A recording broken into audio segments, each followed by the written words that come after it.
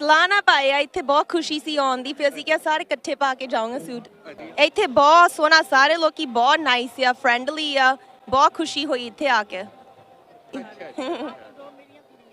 ਅੱਛਾ ਮੰਮੀ ਆ ਮੇਰੀ ਦੋਤੀ ਆ।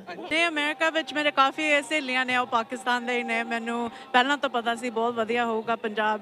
ਅਚਾਨਕ ਹੀ ਬਣਿਆ ਸਾਡਾ। ਇਹ ਭੈਣ ਜੀ ਹੋਰੀ ਪਹਿਲਾਂ ਜਾ ਕੇ ਆਏ ਸੀਗੇ ਤੇ ਇਹਨਾਂ ਦਾ ਫੋਨ ਆਇਆ ਤੇ ਅਸੀਂ ਤਕਰੀਬਨ ਤਿਆਰੀ 'ਚ ਸੀ ਜਦੋਂ ਵਾਈਫ ਨੇ ਮੈਨੂੰ ਕਾਲ ਕੀਤੀ ਕਿ ਉਹਨਾਂ ਦਾ ਫੋਨ ਆਇਆ ਨਨਕਾਣਾ ਸਾਹਿਬ ਜਾ। ਮੈਂ ਕਿਹਾ ਦੂਜੀ ਗੱਲ ਪੁੱਛਣ ਦੀ ਲੋੜ ਨਹੀਂ, ਗੋ ਹੈਡ। ਭਾਈ ਦੇ ਕਰਕੇ ਸਾਡਾ ਇੱਕਦਮ ਹੀ ਸਾਰੇ ਤਿਆਰ ਹੋ ਗਏ ਕਿਉਂਕਿ ਬਹੁਤ ਚਾਅ ਸੀਗਾ ਆਉਣ ਦਾ। ਇਹ ਬਜ਼ੁਰਗ ਇੱਥੇ ਤੇ ਜੰਮ ਪਾ ਲਿਆ ਜੜ੍ਹਾਂ ਵਾਲਾ ਦੇ, ਉਹ ਰੋਂਦੇ ਦੁਨੀਆ ਤੋਂ ਚੱਲ ਗਿਆ ਵੀ ਸਾਨੂੰ ਜਨਮ ਭੂਮੀ ਦੇ ਦਰਸ਼ਨ ਨਹੀਂ ਹੋਏ ਦੁਬਾਰਾ। ਤੇ ਅੱਜ ਬਜ਼ੁਰਗਾਂ ਦਾ ਚੇਤਾ ਆ ਰਿਹਾ ਵੀ ਉਹ ਵਿਚਾਰੇ ਦੁਨੀਆ ਤੋਂ ਉੱਦਾਂ ਹੀ ਚੱਲ ਗਏ। ਮੁੱਦਤਾਂ ਤੋਂ ਅਸੀਂ ਇਕੱਠੇ ਆ, ਸਾਡੀ